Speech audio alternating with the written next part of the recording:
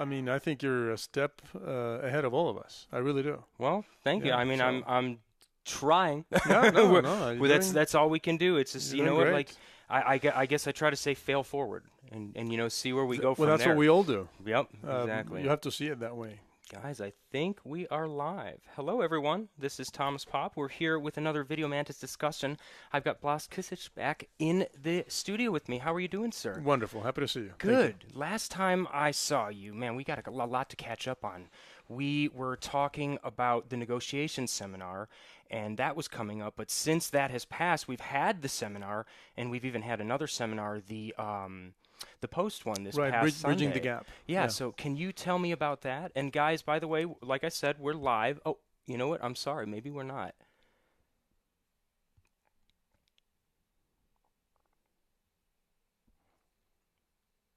I just want to test and make sure. If we are live, everyone, just let us know. Facebook changed something again, and I just want to make sure that we are actually live. They made me have to type in a new encryption key, and yeah, I think we're live. Okay, cool. Guys, sorry about that. I just wanted to make sure that everybody was good and that we were live. So, yeah, why don't we just get back into it? Can you start back over? We were talking about the Post seminar that just happened. Yeah, Tom Cassetta. Thanks, Dan. I appreciate it. Oh, he got it? Okay, yeah, great. Dan's awesome. saying hi. Hi, and thank you for watching. The Bridging the Gap is the name of that seminar. I don't really, and I suspect many of us who do production don't really know much about post-production. Yeah. And all I know is dialogue editing, and I have worked on it, but Yeah. I haven't made it a career. I've done some projects that I've done myself, or and so I have that skill, but I'm somewhat proficient on Pro Tools, but there's a lot of things that we don't know. Oh yeah, exactly. And so two things that we learned, and I thought it was very useful. We have Tom Cassetta. He did the first presentation, and then the second presentation was Joel, who is a sound editor, whose last name is kind of complicated, and I can't remember how to say it. Shadrak or something. Shry. Joel. Joel. Yeah. So the two presentations were kind of complementary. Hi, Michael. How are you doing?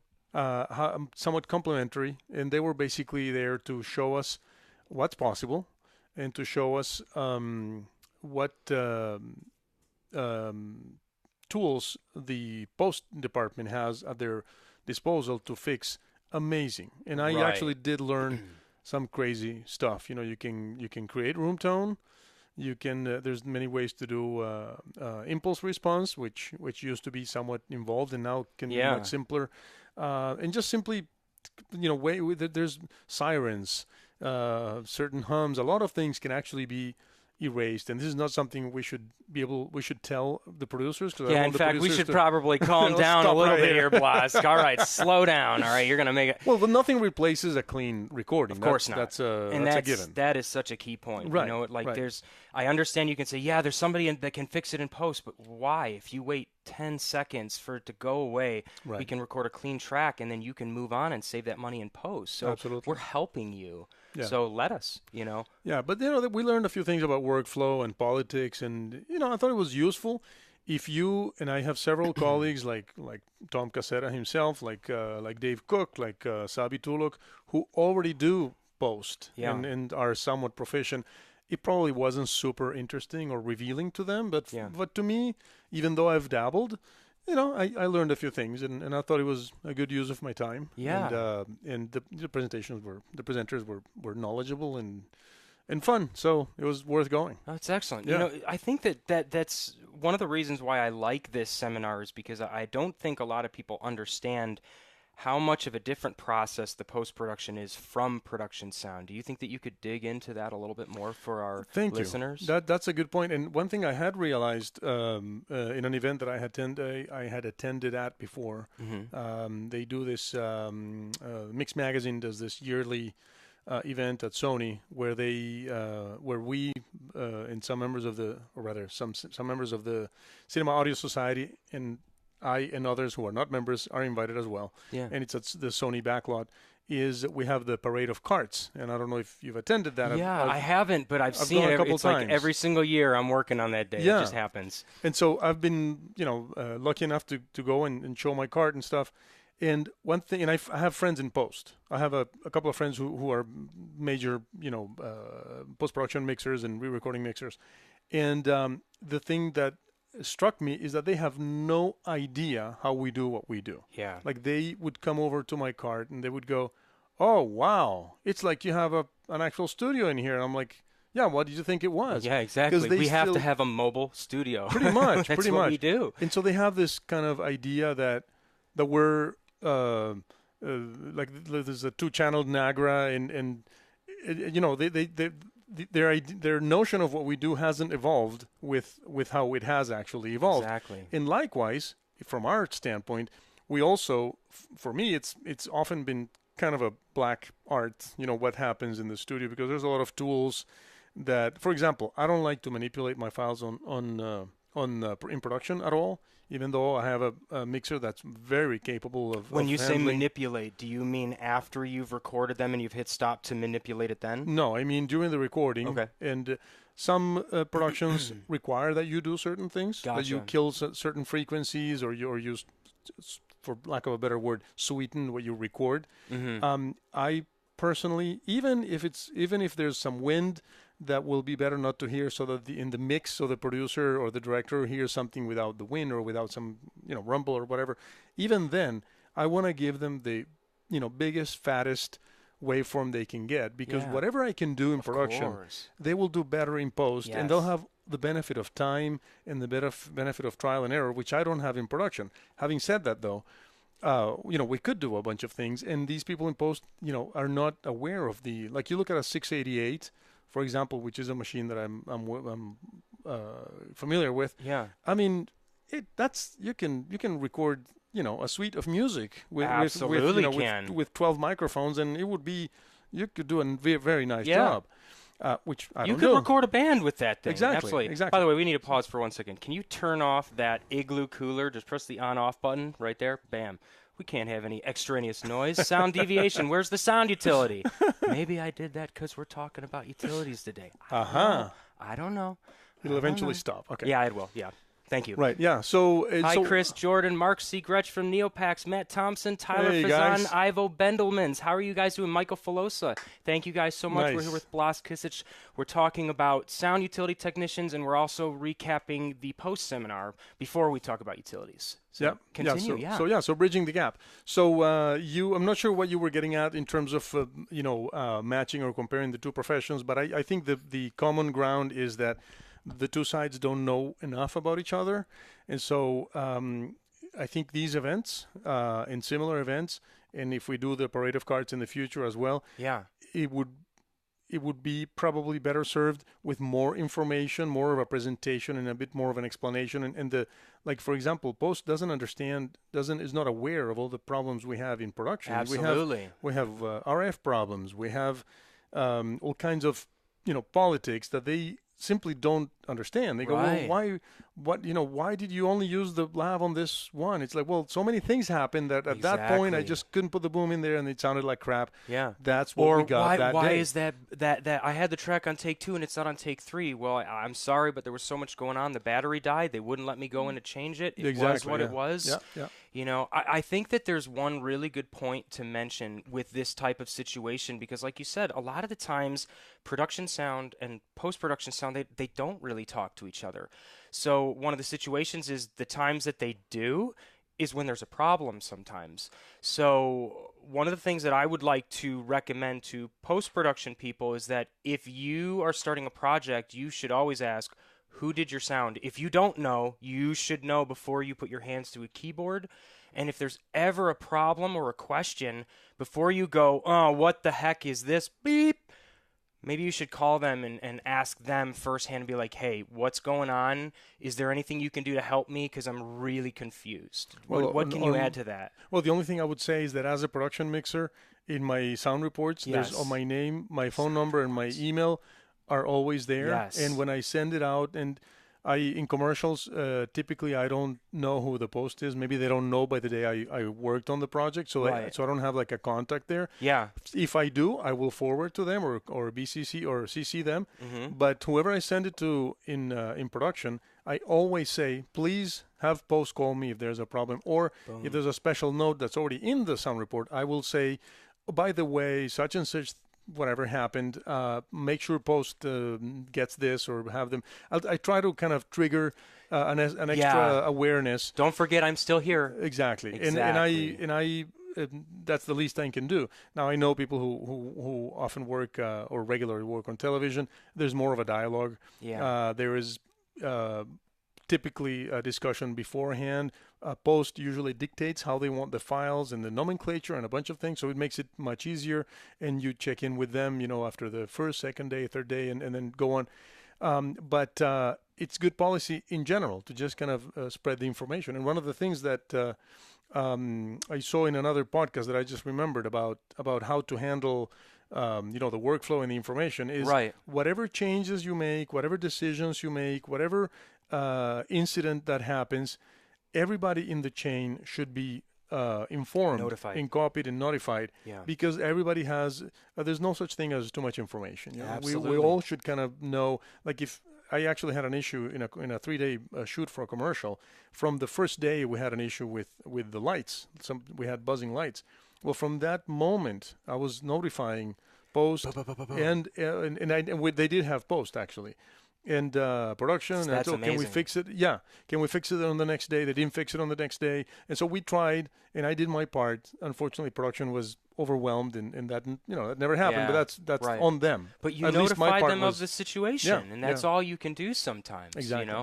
You didn't throw a conniption fit on set and go, God, these damn lights, or anything like that. Exactly. You just said, I would have loved to. Yeah, exactly. Right. But yeah, you just played it cool. You said, I'm just going to notify post because that's the procedure. And that way they're not going, man, I can't believe this idiot didn't do anything about turning the lights off. And then a producer hears that when they're walking through the hallway and goes, man, maybe I shouldn't hire Blas. Which doesn't mean I'm not an idiot. I'm still probably an idiot. He said it. But at least not that part. I didn't say it. But well, yeah, it's true, So that I'm an idiot? No, Dude, God, no. Guest, oh, God, man. I'm gonna go away for a minute. We need to calm this situation down. But guys, we got a lot of people: Eric Ballou, Ray Gaona, John Hicks. How you guys doing? How are you Thank doing? you for joining. We got Blas Kisic here, and now I think we should start talking about utilities. Yeah. So, what do you think? That's what I'm technically classified as. Okay. In the union, I've been a utility now for about 10 years. I got my 10-year pin somewhere around here. Nice. And I love it. I honestly think it's one of the best jobs on set, obviously depending on what you're working on and who you're working for. But I'd love to hear what your opinion is. That's a great perspective. And there's this notion that there's like a hierarchy, and then that you're the cable man, which is what they used to call your job. Man, yep. And then you move up and you are the boom, and then you move up and you're the mixer, and then you're king of the hill. And every job has its responsibilities, and every job has its pros and cons. Right. But I don't think it's like that at all. I have a dear friend of mine, and I don't know, he's probably working today, Mike Mesereau, who's well known, and he's a utility extraordinaire. Nice. Who does a lot of TV work. I mean, this man, that's his job. Yeah. He has no. He has, as far as I've talked to him, he's never, and I know other people like that, who hasn't told me, oh, I wish I did this or that. No, he's happy doing that. He has honed his skills. He has very personable, the talent, love him. That's it. He's doing his thing. And every job has its particulars. So I don't think we should be kind of comparing in terms of hierarchy or anything like that.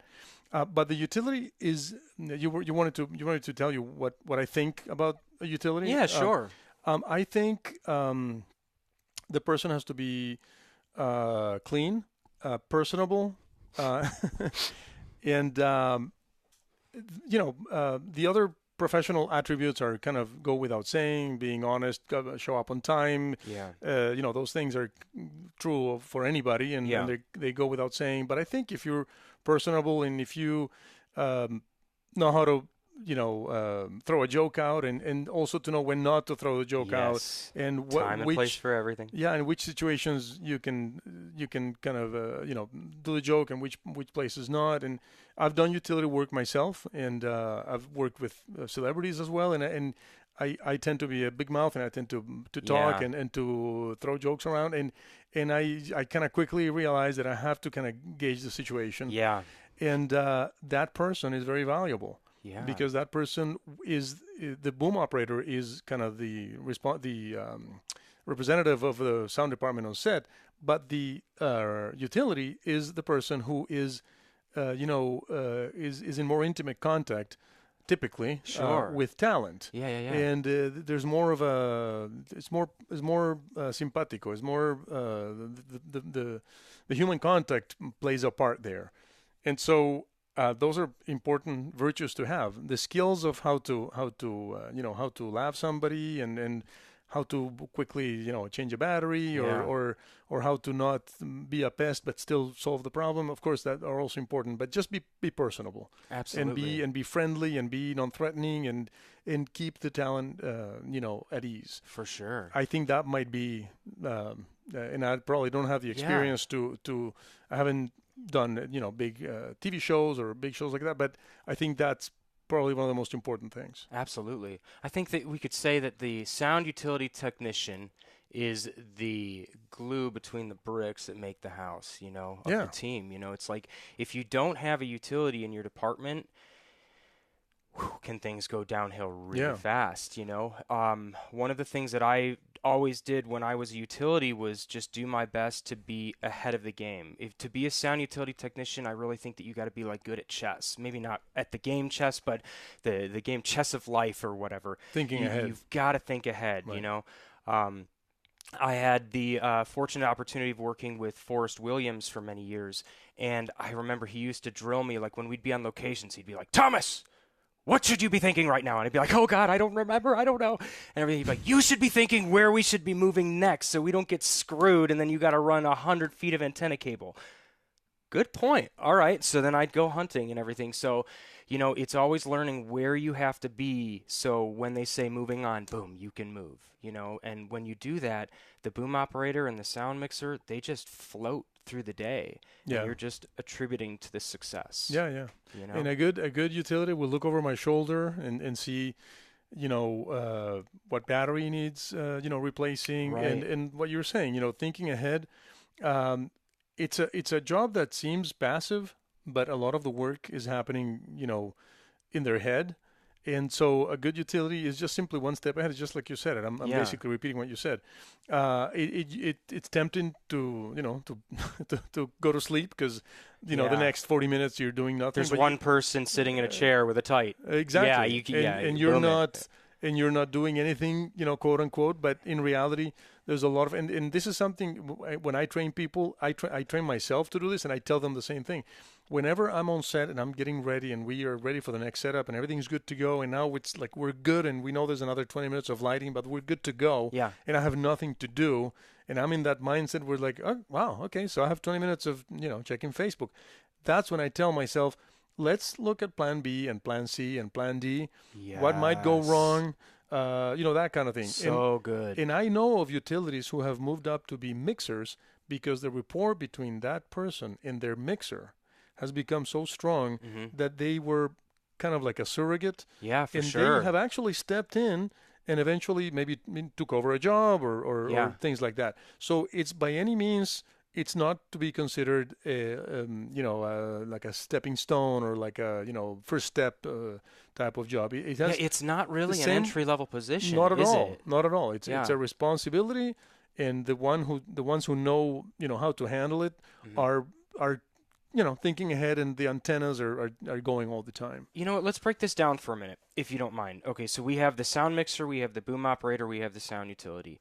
Now, on a lot of non-union shoots, be it because people aren't negotiating, be it because of money, whatever it is, sound utility is usually not existent on non-union shoots, and sometimes even in union shoots we have to fight for them nowadays. In commercials, we don't have utilities. It really bugs me, especially when we have a lot to do. So I guess my question is, sorry, this is kind of long drawn out, and by the way, guys, we're here with Blas Kisic again. If you guys have any questions or want to add to the discussion, please let us know. Noel says the individual needs to be attentive, quick thinking, and able to think ahead. Thank you. Very good. That's a great utility right there. Absolutely. Yeah, Noel is one of the best, actually. Getting back to this question, we have 100,000 things that we have to do a day to get the audio recorded into the quality that we expect for our clients, right? Regardless of if the sound utility is there or not, we still got to do those things, you know? So when you're working with a utility that's green, you know, you have that third in your department now, you want to be able to dump some of those tasks onto them that they should be able to acquire. But if they're not fully acquainted to the job, if they're not a professional, because this is not an entry-level position, one of the situations that I've run into is that you think that, okay, I can give you these 10 things and come back in an hour and you're good, and I'm going to work on my sound mixer big boy things, you know, getting my stuff done. And then 30 minutes later, I look over and I'm like, oh my God, you're not even anywhere where you need to be. And then you have to run over to help your utility now. How do you think we should be training sound utilities to prepare them to work in these types of situations where we literally have to be like, here, I can't monitor you. Go. Do it right. What do you recommend? There's two things that I have done in the past.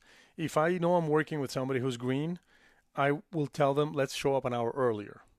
And then an hour earlier, which will not get paid for, we will use it as a mini, training / acquainting session where the tasks that are important for me for that day are handled, and maybe I can observe or guide. So that's one. And of course, if this is a several day or several week job, then we can keep doing that. And if they complain about that, then I will just remind them that this is kind of part of their training. And in my assessment, they did not, have enough independent, skill and or experience know-how to handle it by themselves. And, I'm basically giving them some experience for free. And it's good for the team. For example, if somebody's working with me for the first time, I will always, even if they're Noel or somebody who's experienced, and Noel has worked with me, I'm sorry for him, but I will tell them, let's show up earlier on the first day, just so you know how I lay out my things and how how I work. And we're not talking pre-call, we're talking like an hour early. An hour early, yeah, absolutely. Yeah, unless we have a chance to prep the day before. Right, that's a different story. That's a different story. Of course. The other thing that I do, and it's more of a personality thing, and I'm sure this is... oh my gosh, we have some of the best sound utilities. Frank Zaragoza and Ross Levy are watching. All right. Well, guys, please chime in with anything. Thank you. Yeah. So the other thing that's more of a personality thing, and I'm sure you can learn this, but if you're an adult and I, on a meeting or just on working with you previously, I don't think you have that, then it's probably going to be hard for me to trust you, in the short term. And that's something called Message to Garcia. Are you familiar with Message to Garcia? No, I'm not. It's an apocryphal story. It's a bit of a long story. I don't think we have time to go through it here, but it's really it happened in the beginning of the 20th century in the Cuban War. They had to find some guy, and they couldn't. They didn't know where the guy was. His name was some Garcia, some terror, some guerrilla type, and so they just didn't know how were they going to get this message to him. And so they said, you should call Fleming, some guy, I forget the name. And the guy, he'll figure it out. He'll figure it out. So they give this envelope to Fleming, and they said, just get this to Garcia. Yeah. He said, sir, yes, sir. And he left and delivered the message.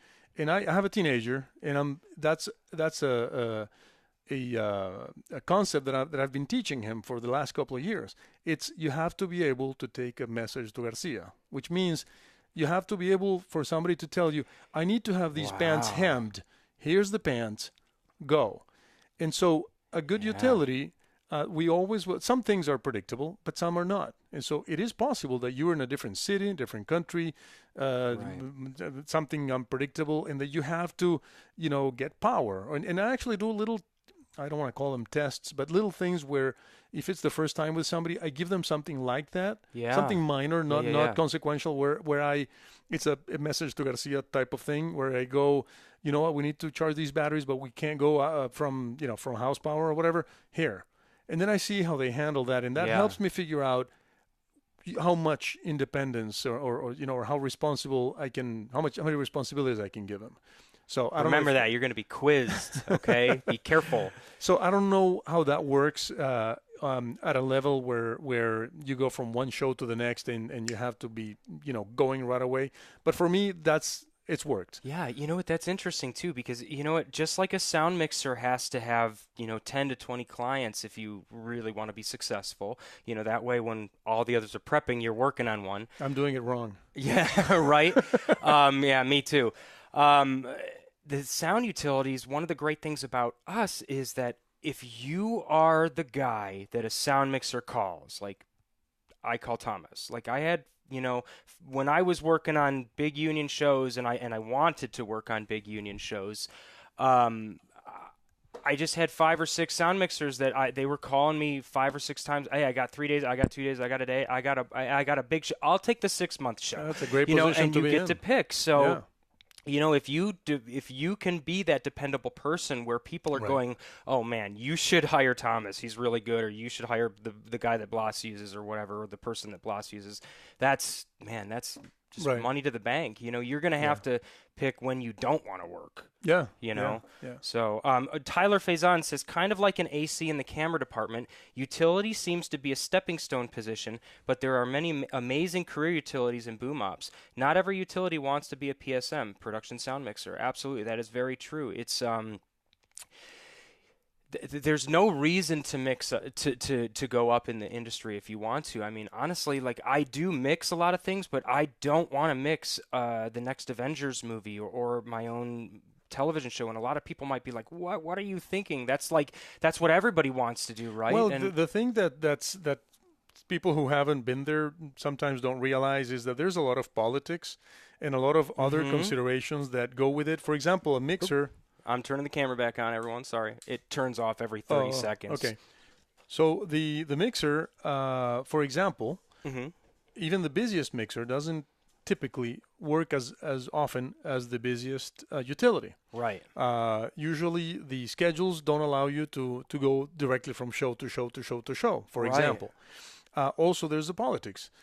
In commercials, which is a world that I know a little bit better than other worlds, there's a lot of politics. I mean, the fact that you have to be able to mix several tracks and provide a usable, mix to production is almost secondary to how to have a good bedside manner, to be, the guy that the producer comes over and how to smile at them and give them the 16th Comtech or whatever. So we tend to think, oh yeah, that's the money position, but then you also made an investment in gear that the utility doesn't have to make.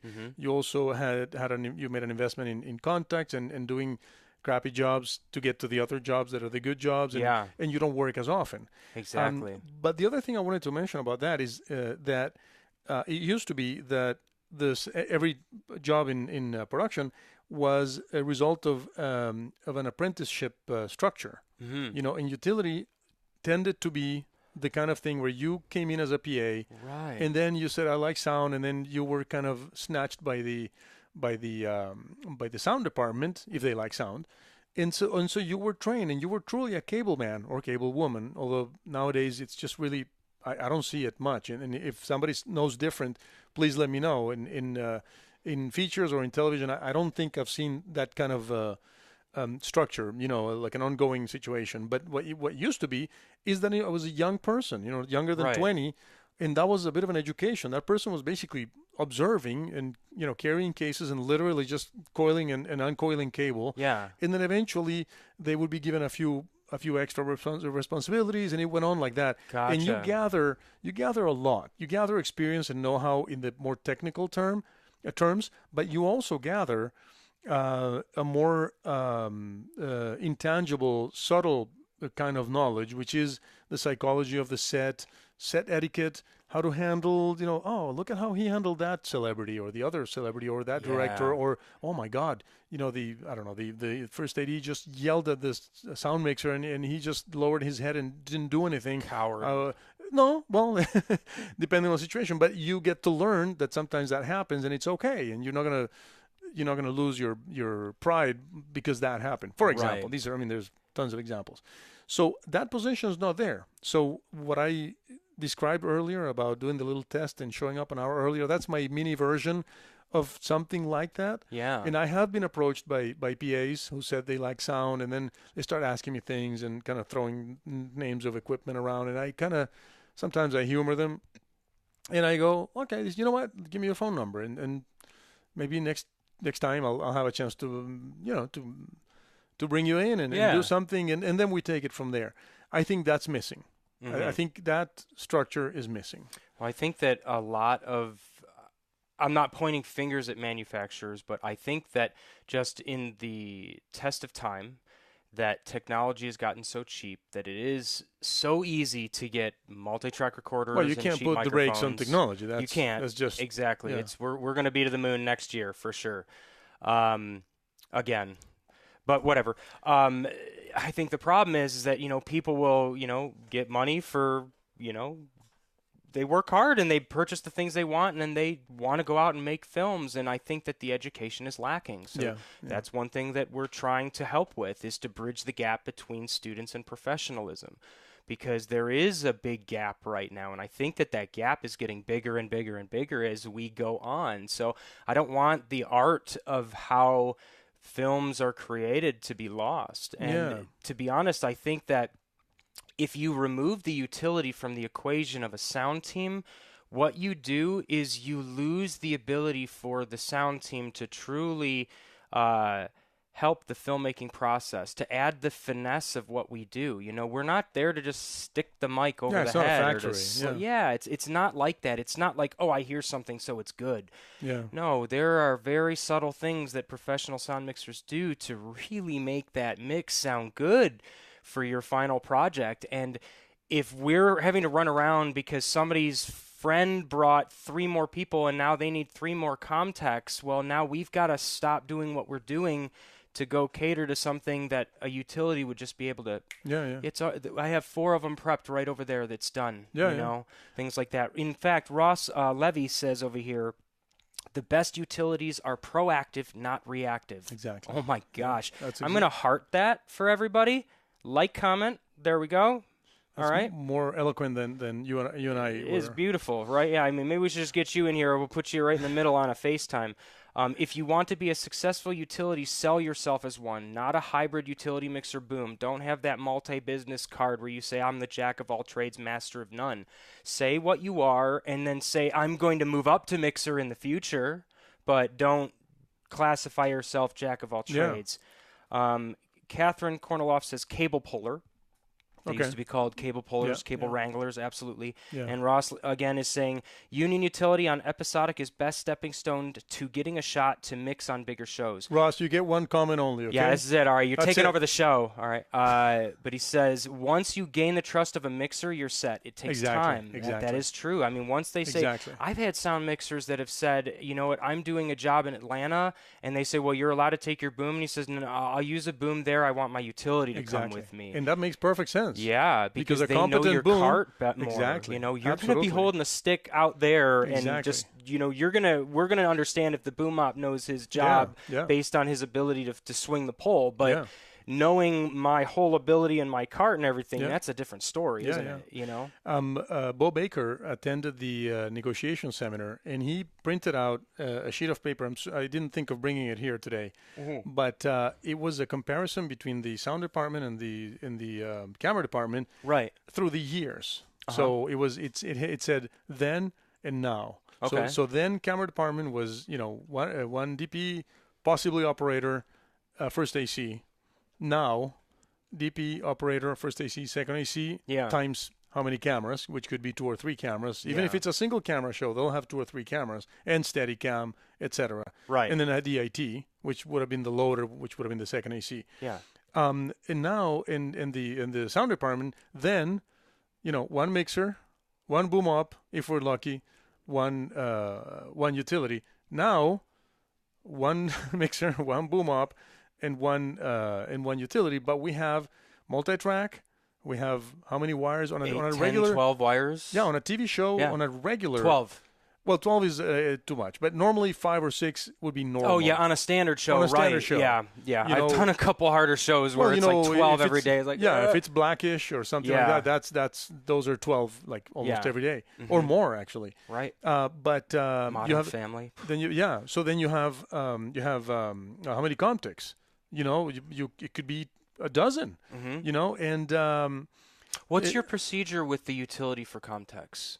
In what sense? Like in terms of like delegating them out, do you like to have him put the names of people, like to have a checklist? If it's a long-running show, that we will have the name of the person on the, or just the name, like director, scripty, that kind of thing. But if it's most of the jobs I do are 1, 2, or 3 days. Yeah. And I am not a big fan of IDs or numbering or charts or signatures. I'm not a fan of that at all. Not like giving up a shoe. Sorry, I like that one. I got him. No, I believe in people are honorable. I mean they'll break them. Yeah. But they will not, steal them. They won't get lost. Yeah. So they might accidentally leave them in their Porsche. They have done that. Yeah. And then you call, and then it comes back to you, or they'll just buy a new one. It's not. I use Comtex. They're not horribly expensive. Yeah. $388 retail. Yeah, exactly. So I think it's. Every job is different, but it feels to me, first of all, the utility, if they're worth their salt, they'll know where each one of them is. Yeah. So I'm not concerned if I get to trust them in that sense. But if somebody does take it away or forgets, or usually they bring it back the next day. It's like, I forgot it in my purse. So sorry. Yeah, but I find it. I'm trying to find the word. Crass may not be the word, but it's not very elegant to kind of. It's kind of like minutia. It's kind of like I don't feel comfortable unless it's a huge job in a big arena with literally dozens of Comtex, and in which you have like the intimacy is gone completely. But a typical commercial set could have 20 of those. Yeah, and they're all in Video Village. Yeah, 16 to 20 easy. Yeah, and so they'll be in Video Village, and where they are, and a lot of them are just clients. And the good thing about that is that you charge for all the batteries, but you very hardly use all the batteries because they don't get turned on much. Yeah, exactly. They just stay there. That's the biggest moneymaker. Actually, now that you mention it, one thing that I was always taught with Comtex is that when you put them on the chairs, you flip them on. Because I've had, in my experience, at least 10 people that come, they're like, this doesn't work. And then I go, that's an IQ test. And I feel so stupid doing that. You're like, you're a dummy, right? Oh, you shouldn't be the one feeling stupid. But that's an IQ test. Yeah, that's true. Go, okay, sorry, what was your name again? Yeah, okay. You don't get one tomorrow. 99. 99. You get 99 more. That's funny. All right, we got a couple more here. Let's see here. Marlon Clark says, I was one of those PAs. Hey, well, you're one of us now. Indeed. How about that, buddy? Yeah. Tyler Faison says, Blas, in a commercial, for example, do you get to set the terms of your team crew size, or does that come from production? Do I get to say, I need 2 boom ops and a utility, or are those demands given to you, or perhaps a mix of both?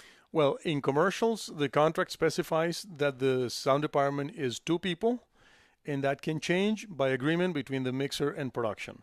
That means both that we can eliminate the boom operator, and sometimes that is warranted because maybe there's only one line to record in the whole day, and it'll be like a super simple thing. And I, depending on the situation, I will say yes. Like on a boom mate type of deal or something like that? Exactly. Like you're not going to work on a bag in a commercial. Absolutely, Never. Absolutely. However, I have often successfully argued in favor for the boom op anyway, and they end up calling that person A2, or there's a position called like the Y4. Is that what you're thinking? No, it's a Y13A, Y16A. Y16A, the sound trainee. That's it. Yeah. And so it's a lower rate, but that person is, if that's the agreement that we come up with, is now I'm describing the union.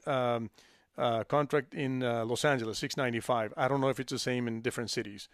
And so that position is there because I successfully argue that, how many Comtex are we going to use? Oh, we're going to use 14 Comtex. Well, I really need somebody to help me just with that. So literally even with if we didn't have to be booming anybody at all, just that requires me or somebody, watching over batteries, turning them on, checking the frequencies, setting them up, moving the antennas. If we relocate, then we do that whole thing over again. You got 3 locations. That means you got to get them back, bring them to you, put them out, bring them back, put them out, bring them back. So I did a job where it was only a process trailer. That's all the job was. And in that sense, they were trying to argue that it's just we set the mics, and then we just were recording, and I successfully told them, no, I have to bring a utility. We're not going to bring in a boom op. Yeah. So they didn't pay the rate of the boom op; they paid the utility rate. But we needed a person, to set up the antennas, to run cables, to check all the mics, and then of course the client feed was in a follow van, and then we had to make that happen. Broadcast out. Right. What'd you use to do that? I have Electro. I have like a 411. Oh, okay, cool. That would be like the receiver goes into the aux in or whatever they have in the car. Perfect. Or sometimes we use VTR and sound often work well together. Mm-hmm. And just to finish my answer to Taylor, and thanks for asking, we also can argue for an additional boom op. Maybe the commercial is made in such a way that you have a vast location, and there's different possibilities, but I haven't personally successfully argued for a second boom up, but it is possible if you have a good rapport and they trust you, and it truly is warranted, and you really need, the other person to operate the boom for some reason. That is allowed in the contract as well, but it's always a case by case basis. I hope that answered. Tyler's. Yeah, it's excellent. Petrushka says, "What position isn't there? Intern? It's Y16A." Yep. Ross Levy says precisely. Michael Cooper's asking if there's any way to add closed captioning to the videos. You know what? I don't know yet. I'm going to say no right now, but I will look into that. I'm crazy enough that I'll find a way to be typing that under the table. Aggie, hello. Thank you for watching. Hi, Aggie. Appreciate it, buddy. Jonathan, hello as well. And Ben Grimius, what's up, buddy? How you doing? So, man, this is a good conversation, guys. We're here with Blas Kisic. We're talking about sound utilities. And what else can we say about them? I actually wanted to ask you. Oh, okay. Oh, gosh. About turning it around. Why don't you tell me what's the most challenging situation that you've had, whether it was a difficult mixer or a difficult project or just technically it was different? I'm curious, what would be the worst possible thing that you had to deal with or most challenging in any way? All right. I had one job about 7 or 8 years ago. I was working with a sound mixer named Danny Tootin. He was in Las Vegas at the time, and, man, he was like the king of infomercials. He did infomercials like 10 months out of the year. Crazy. And, I mean, these were big ones, like at the Venetian, like huge ones. And I remember I met him when we were at NAB. I was working at the Zaxcom booth maybe 10 years ago. And met him. I guess I made a good impression because I'm driving home from NAB, and he's like, "Hey, you want to come around?" Basically turn around in one day and come back for like this week-long job. And I'm like, "I hate Vegas, but sure." So I come and do this job, but one of the situations that they had is they had a huge section with the celebrities and the cast, the audience that they were doing. It was like a makeup line or whatever. So Danny was in that room with his A2, and I was the utility assisting them, and I was also doing comms. But besides that, they also had an additional sound crew that was at the other side of the Venetian, and they expected me to be the utility in both locations at the same time. And I don't know if you guys know this, the Venetian is like 6 miles long. So like what was happening is like, let's face it, just like Ross was saying earlier, it's all about being proactive. If I'm at this location at one side of the Venetian and I'm doing my job and I'm working and everything, there's always something to do. You know what I mean? So I'm busy doing my job, and then I'm getting a phone call saying, "Where are you? You need to be over here because this is falling apart." And I'm like, horrible. Okay, I'll get over there, but I'm not going to run 6 miles. I'm going to walk. So it takes me literally 42 minutes to get to the other side of the Venetian. And then I get over there, and they're like, "Where you ditched us? Where are you?" So I was in a really weird situation. I mean, what do you think? Honestly, I kind of shut down. I was like, "Guys, I'm going to go get a burger and sit in the middle because I don't know what to do at this point." Well, I think what would you do? I would have chosen one of the two places, and I would have said, guys, this is not practical. I guess it would be on your wisdom in deciding which of the two places would require your attention more. And I would just say, listen, you've made bad choices, but I want to do my best, and I'll just kind of choose this location here. This is where I can do my best. Sorry. For sure. And I'll be honest, the way that I handled it is I asked Danny, since I was the new guy and I'd never worked for him. Did he give you any direction? Yeah, I called him up on the phone. I'm like, I'm power stepping to this other location, and I'm getting calls that you guys already need me back. That's why you were so thin when you came back from Vegas, right? Yeah, no kidding, right? Dehydrated and thin. But yeah, so I just said, what's the procedure? And he ended up calling and saying, you know what, that's my guy. You bring him here. You can send a P over there to handle whatever they need over there. Right. And that's how we worked it. But, it was the first time that I'd ever worked on something that was that huge, that had that big of an escalating problem, because the producers were not happy and they didn't understand why. And I just said, you know what, I just need to defer this. And that's okay for a sound utility to do. I don't think that we should ever take the words out of our sound mixer's mouth. What can you say about that?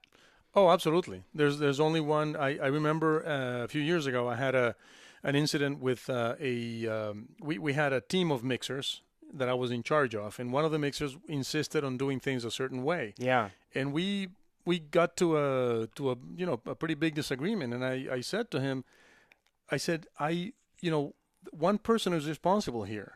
So even if you were right, which I believed he wasn't, but it's not really important. I said, even if you're right, one of us has to make the decision, and it's not you. Yeah. So we are a collective. But... Yeah. And he said, oh, so you want me to be a good soldier and shut up? I said, well, my harsh way to say it. Well, he said my contribution is not appreciated. I said, well, it is, but if you have 2 or 3 or 4 or 6 opinions, and the opinions are taken into account, and one has to decide because one has the responsibility and the position. Right. Well, that's the person who's going to decide, no matter what. And that's okay. And that's you're how not it's that done. person. I mean, that's just how it is. So that's my position. I believe there is a hierarchy in that sense.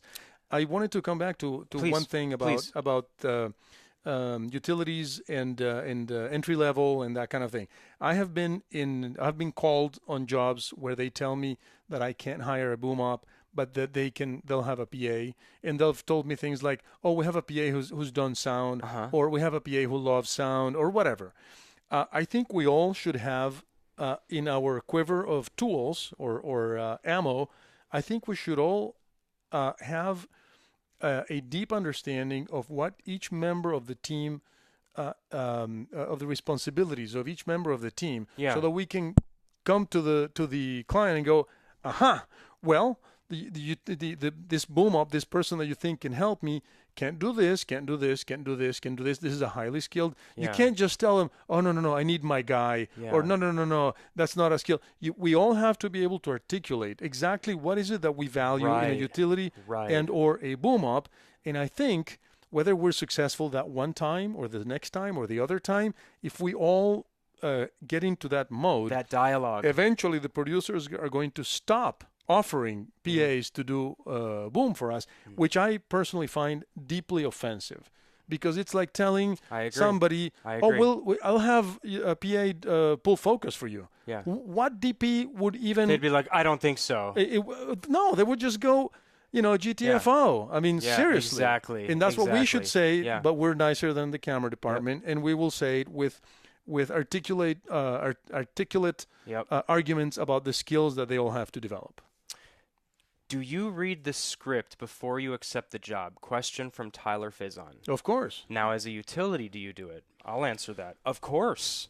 I absolutely do, if I have the ability to get a script, or I'm reading it on day one. I'm reading my sides first, and then if I have time where everything else, plan A is done, plan B and C are, taken care of, where they can go into effect at a moment's notice, when nothing will hit the fan, I'm absolutely reading the script and finding out what's coming ahead and looking and saying, this says sound on the one-liners. I need to figure out what the hell they're talking about so I can be ready in 4 days. Yeah, that's where information being available to everybody is valuable. Right. Because if everybody, there's I don't remember who the French director was, but Nestor Almendros, the DP who died about 20 years ago, I think he got a couple Oscars.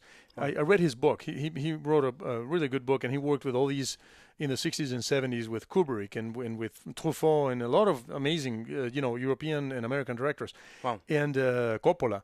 So he wrote this thing about this one French director. I'm sorry, I don't remember who the director is, but there was like an interview or something, and he was asking, well, what do you think is the best thing so that the whole crew and everybody is kind of, contributes properly? And the guy said something that sounds trite and banal. And he said that this director, he said, the first thing you have to do is make sure that everybody in the crew is making the same movie.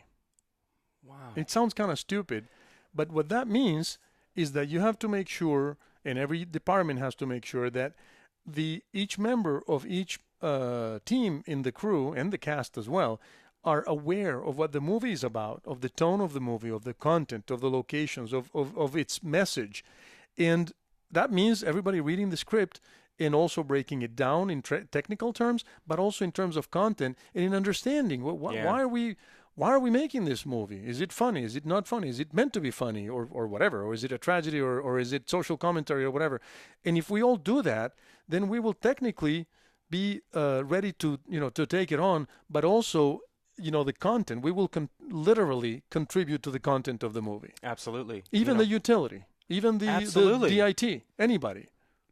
I couldn't agree more. I mean, it literally comes down to the less you know, the harder it is to do our job and to help the product. You just, okay, if I would have known more, I would have been able to prepare better. Yeah. I mean, that's literally what it comes down to. If you don't tell us, we're not going to be able to make informed decisions that are going to contribute. Yeah, and I see people who get on set and they go, well, I'm just going to boom, just tell me where to boom. Yeah, I mean, obviously you can do that. If you're a good boom up, it's okay. But I find that to be one step below what you could, contribute. You could even suggest things. You could even say, I know for a fact this is not boomable. And I'll respect your opinion. You've thought about it. You read it. Or whatever. I mean, I'm just giving an example. So that's I think that's Tyler. Thanks for the question. I think it's very important, and we should consider it a must. Obviously, to know what it's about. Absolutely. Let's see here. Agamemnon says, hello, guys. Good info. Love the message to Garcia Blas. So apropos to our sound world. Absolutely. Noel Espinoza says, a good sound utility should also be an excellent boom op, also for the times when double booming. Absolutely. The utility needs to understand how to use the boom, read the lighting so you know where your shadow goes, because you're often flying in at the last minute. Oh, my God, is that true? Utility ready for action to boom at the last second. That was like, I think I had done 19 heart attacks each season on shows because it'd be like, Thomas, go in, it's time to boom. And I'd be like, wah! And you go in there with the boom and you're like, you go up, and then the DP, luckily I'm sorry, I can't remember his name right now because I'm under the lights. But he would go, Thomas, you can't be there. Don't you see your shadow? I see your shadow. And I'd be like, oh, man. So, until I had to realize you've got to be on set. Even if you're at the utility and you're prepping things and you're getting carpets ready, it's 30 minutes, give or take, to set up for a scene. You need to be going into that set every few minutes and just doing your little beep, beep, beep reconnaissance You know what I work. like to say? I like to say that if you go in during that waiting time, right, and if you say to yourself, I would like to learn some more about lighting today, you will pay enough attention that not only will you actually learn lighting, but then you'll see how this works, and then you'll make better choices. Absolutely. I don't stand in on union shoots, but if I'm working on like lower budget things, I'm not even like narrative non-union shoots. I'm talking like if you just got 4 or 5 people or whatever, I will stand in for people and just say, hey guys, what are you doing? Why are you doing it this way? Oh my God, you're that guy asking the questions. Guy. Oh, sometimes, believe it or not, the reason being is I just want to learn different techniques of what they're doing on set. And I think that it also, anytime that's happened, I've noticed that it's opened up more of a dialogue with camera for me too. They actually think that I'm a little bit cooler, maybe. I don't know. I'm not. But you're cooler than them by definition because you're in the sound department. Not as cool as you, Blas. That's for sure. I didn't pay him anything to say this. Just don't have to. Marlon Clark says, as a boomer utility, I always defer to the mixer. Even when being asked by an AD or director about holding for a plane, I always wait for the go-ahead from the mixer. The bottom line is, it is their gig and often their reputation. That's a very good point. I would say, yeah, 80-20, I agree with that. What would you say? I would say yes, but if you work, you'll find, Marlon, that if you work regularly with a mixer, you'll get into a wavelength where you're not going to have to ask him anymore. Yeah, and like if you're on a shoot for 8 months or something like that, the AD's just going to look, is that bad? And you're going to go. Right, exactly. And you're going to shake your head, and he's going, hey, guys, let's hold for that plane. Yeah, exactly. Instead of going, hold on, let me ask. Hey, your arm's in the air. Well, I can't ask him right now. You just shake your head and say, yeah, it's bad. Yeah. And then luckily they're part of the sound team. I believe that everybody on set is part of the sound team. We may only have 3 people, but it's honorary sound members. I literally go up and I go, wardrobe, you're an honorary sound member. Camera, you're honorary sound. Because if you're walking back with that steady cam with your feet, you're either herd of elephants or, people are moving our lavs. Jana told us about a wardrobe person recently that was moving the microphone after she would address it. So the wardrobe lady would do her job, then Jana would wire her, and then Jana would it sounds different. It sounds different, and she'd go and she's like, it's not there. And that's horrible. Oh, I heard a story that somebody snipped off a B6 because it was kind of sticking out and they thought it was a missing thread and they just snipped it off. Do you know a sound person dies every time that happens? Okay, don't do that.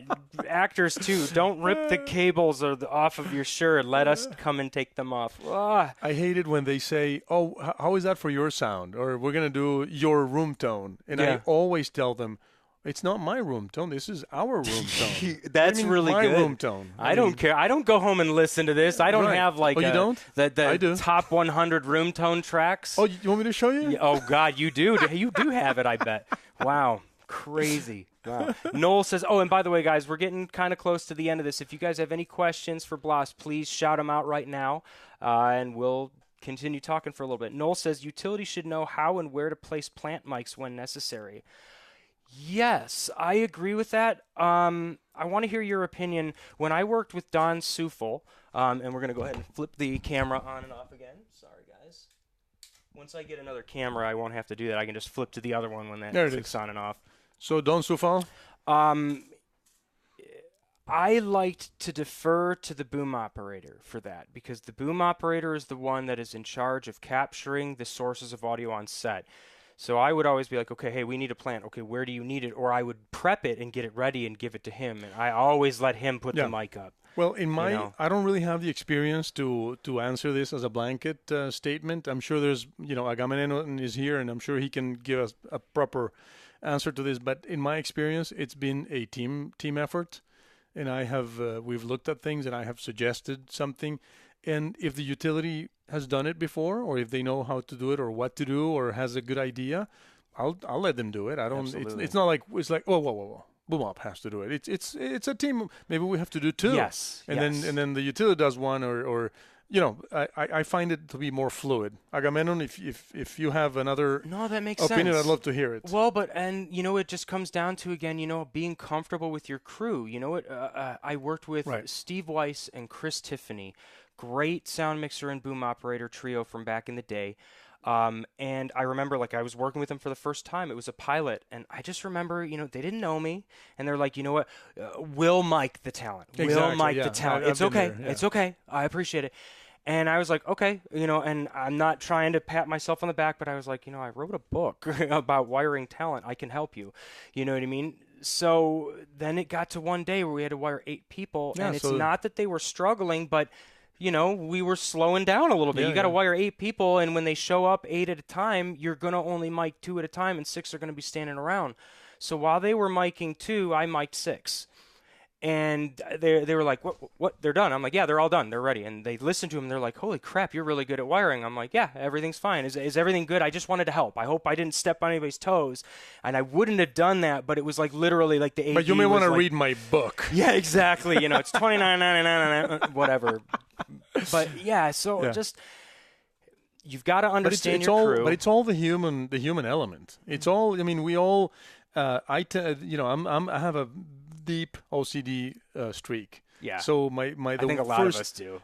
True. And the first thing I tell my utilities is, you're gonna have to forgive me, but I want things exactly the way you see them now. Yeah. And that's also a bit of a test. Sometimes they just don't really get it, and then I make a note that maybe I don't want to consider them, as first in my list, because it's my gear, and that's that's how I like it.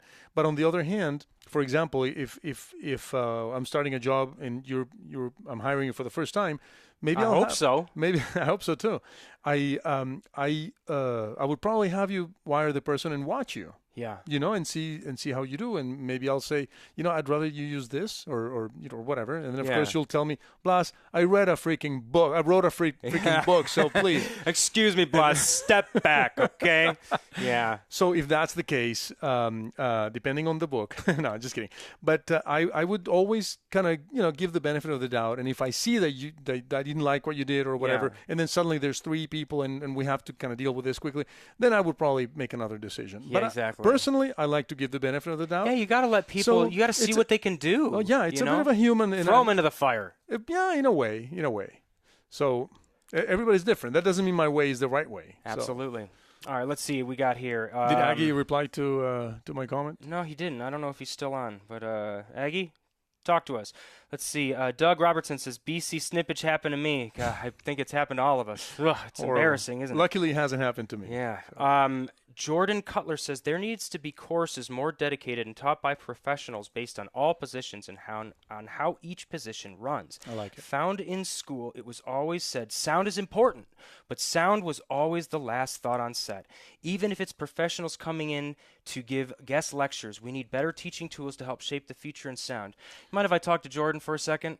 Please. Jordan, that's what Video Mantis is for, buddy. I am in the process of creating these types of courses that you are specifically talking about with mentors like Blas, myself, and other people. And I didn't want to tell people about it until we were done, but we're very, very close. We're going into production starting in June. That's why this Post Studio is around. That's why the production facility is here as well. We're going to be just doing all of these different types of realities, following around people and doing these different types of just questions and answers and putting them in the Video Mantis app so you guys can basically just have this collective, because that gap between students and professionals is too big, and I want to make it smaller. Thomas, you're such a bundle of energy. This guy is amazing. I seriously, I'm not saying that because I'm here, but you really are very, very driven. That's really rare to see. Thank you. I wish you the best with this, and I think that's it. I don't have anything to add. It's a good idea. It's. I hope we can all support it. And it's going to be a collective thing. The whole idea with the vault is if anybody has any tips and tricks about equipment, shoot a little video and I'll put it in the vault for free for everyone. Now, if I shoot the instructional videos because I have to pay people to help me shoot them, I'm going to put that into the Video Mantis membership. But when it comes to the courses, we're going to have them up as an individual basis, because I'm going to be giving money back to the mentors that are helping me get this education out. That when people have worked 30 or 40 years in this industry, I don't feel it is fair that we should have to give all this education for free. I see nothing wrong with doing weekly seminars like we're doing, but there has to be a place where if you want to get further information, you can, and that's what I'm trying to build for people. Yeah, so. I see. I'm many of you know me. I'm pretty active on Facebook, and I often see in some of these groups somebody accepted a job, doing, time code off-speed playback on a big thing, and they just type in, how do you do, playback at 120 frames per second? It's like, dude, I mean, there are people here who spent 20 years learning how to do that. It's one thing to ask for a quick tip. It's like, I've never worked with on set and there's a problem and I need help right now. But don't accept that job. Do not accept that job. That's screwed up, man. Yep. And gives all of us, I'm sorry to be negative, but it gives us all a bad reputation. It's just, but what you're doing, in my humble opinion, is great. Thank but you. I want to get back quickly Yeah, to please. you mentioned the guest speaking. There's a professor at Pasadena City College. He calls me every semester to do a guest Oh, awesome. what do you call a Yeah, lecture, like a lecture? and it's like 45 minutes. I show them clips of what some commercial I've done, or I bring my card in so people can like take a look. And I often do this, not often, every time I do the thing. I ask them, any of you, what do you guys want to be? Directors? Raise your hand. Bunch of people. Camera people, writers, and very rarely, I've done this for the last three years or so, and I think once one person replied when I said sound. One person raised their hand ever of all the times I've done it. And what I tell them in any of these cases, I've always told them, well, I have like a vested interest in doing this, because obviously you do guest lectures and nobody pays you. You're